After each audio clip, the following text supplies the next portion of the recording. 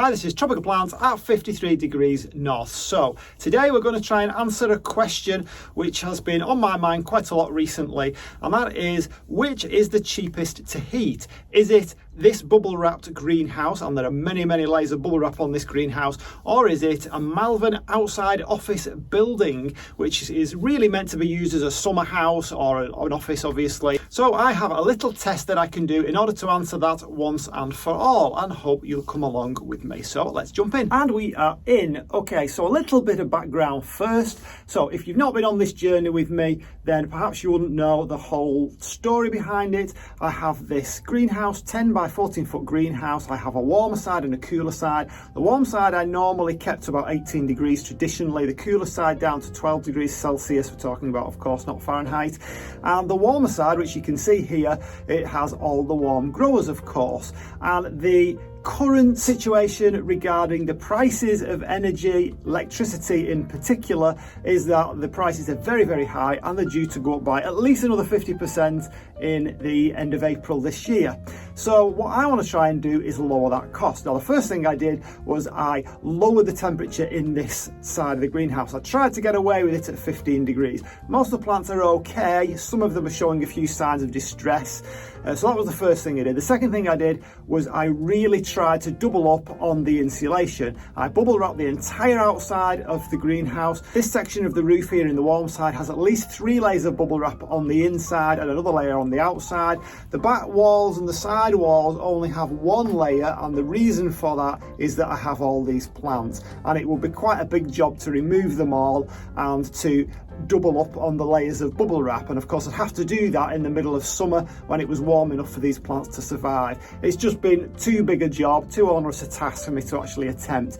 Another thing that I thought of was perhaps putting polycarbonate on the inside of the greenhouse. Again, quite a big job. We'd all need cutting to size. It certainly wouldn't be without costs, and of course everything would have to come out, benches included, which would be a really big task. So it then dawned on me as I was thinking about this that I have a perfect building for this. I have an outside office building, and if you've not seen the video on this, then have a back a couple of videos. I think it was only a couple of videos ago, and I showed you this outside office building that was used as an office. It was bought as an office, and for the last couple of years it's only pretty much been used as a dumping ground for things that we didn't know where to put.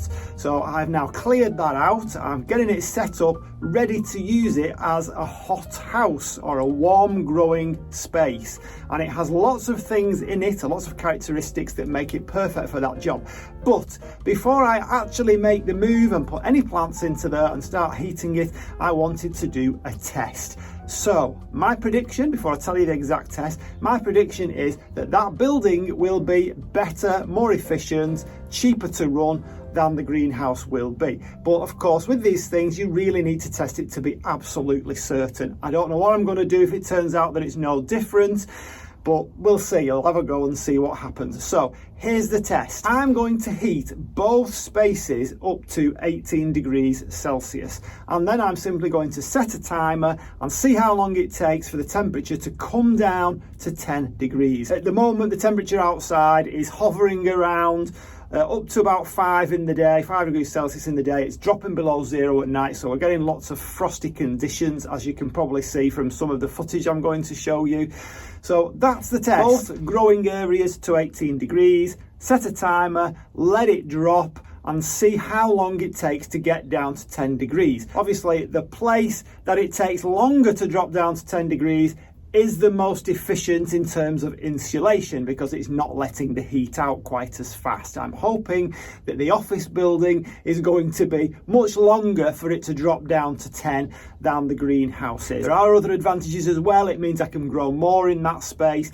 In terms of size, and this is where it's not totally scientific, in terms of size, I think the office building's a little bit bigger than this side of the greenhouse. I also think that because I'm using different equipment, that's going to make it slightly unfair of a test, but in actual fact the office building is going to be disadvantaged because it's slightly bigger, so it's going to take longer to heat up, and you would expect, because it's bigger, it would cool down much more quickly. So it's really going to be disadvantaged. So if that building turns out that it takes longer for it to cool down, that shows you even more that that is more efficient at keeping the heat in. So that's the theory. So let's have a look at the actual test and what the results are. Okay, so we're in the greenhouse. That's going to be the first of the tests, and we're going to start with changing this to 18 degrees. So at the moment, this is my controller which controls the heat, and at the moment it's set to 15.7. So I'm going to move that up to 18. Okay, so that is now set to 18 degrees, and it will click off once it reaches 18 degrees. So we are at 18 degrees. As you can see, it's a nice little bonus for all my plants in here. I'm sure they'll enjoy it for a little while. So what I'm going to do is turn off this heater here. So that's off, and then I'm going to get my old phone here and I'll just sign it in with my thumb, and then we are going to click on the start and see how long it takes before it drops to 10 degrees. And I also want to show you here, because there's always like a little bit of lag in the system, so you can see it's gone up to 18.2 there. So it will start to drop very quickly. Outside, the temperature at this particular time of the day, what time is it? It's 4:10 in the afternoon. It's just gone dark, and the temperature is about 0 degrees, so it will soon drop, I'm quite sure. So what I'll do is I will leave that as it is now, leave it running, and I'll come back to you when I have a result.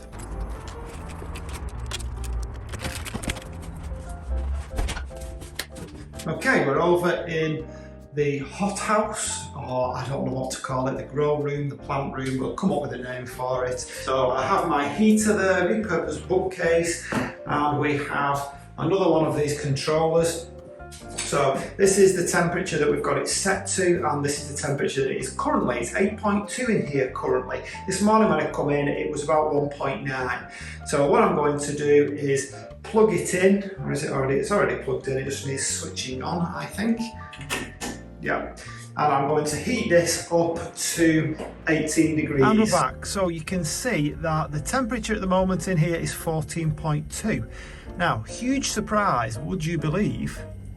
It's taken so far 35 minutes and it's still going, and it's not even dropped 4 degrees yet. So this is the greenhouse, don't forget. Now that is a huge surprise to me. I thought it would take like 10 minutes to get a full 8 degrees, but no, it's taken 35 minutes so far to get to 14.2. Okay, so we're going to try and pull all this together.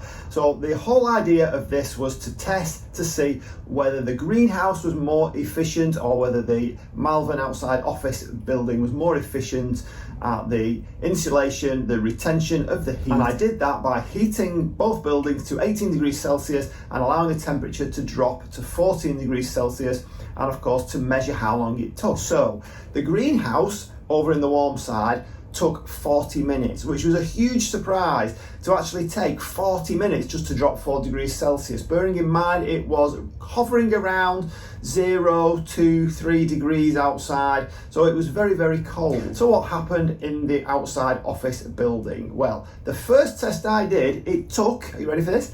9 minutes. 9 minutes to drop those 4 degrees. And at that point I was thinking, this isn't good. This is not really what I was predicting. And why did it do it so quickly? What was the problem? So the more I thought about this, as in true traditional scientific manner, I thought, didn't get the results I want, let's do it again. So I did it again. Second time, it took 12 minutes, so I did it again. Third time, it took 25 minutes. So you can see what's going on here. The greenhouse is being heated and has been heated for 2 years. So the whole of winter, that warm side has been heated. So there is some residual heat. The heat is everywhere. It's in the plants, it's in the water that I've got stored there, it's in everything, all the fixtures, fittings, everything there. So you can see why there is a difference. Over in the other building, it hasn't been heated at all. So clearly the walls, the floor, the ceiling were already cold and were giving off that cold. Now, as I heated it and kept doing the tests, then they are storing some heat and giving that back. So the key then for me was to actually heat it up, leave it for an hour or two, and then to try it. Okay, so after 2 hours of warming up, the fourth test, it actually took 50 minutes for it to drop 4 degrees from 18 to 14. So clearly you can see, in my mind, that is better insulated. And that was only after 2 hours. So obviously the walls were getting nice and warm and they were keeping that warmth. There is some insulation between the inside layer of wood and the outside layer of wood. And if that inside layer of wood gets warm, then it's not going to bleed it through to the outside. That's the idea. So I predict, if I'd have warmed that up over 24 hours, and this might be something that I can do at some point in the future, then it would take even longer to drop that 4 degrees. So, you know, previously on my first, second and third run, I was thinking, maybe I should actually do that as a cacti and succulent house. And in actual fact, I would really like that. I'm interested in those plants and I really would like to grow them at some point. However, I did a little poll and it seems that people don't want that. I suppose it's no surprise because the subscribers that I've got have subscribed because they like the warmer growing plants. I understand that totally.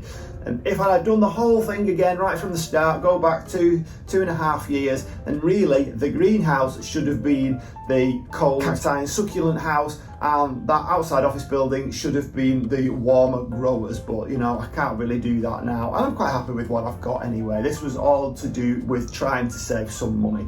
So that is now going to be called the hot house. The people have spoken. It will be the hot house, and I'm going to have the warm growers, and I'm going to heat it to 17, 18 degrees, and I'm currently in the process of changing all that over. So I hope you stuck with me on that one. Please write in the comments anything that pops into your head as to what I've done and the process that I went through, and I love to hear from people. I don't care what it is that you're telling me about, put it in the comments. Love to hear from you, and for now I'll see you on the next one. Bye.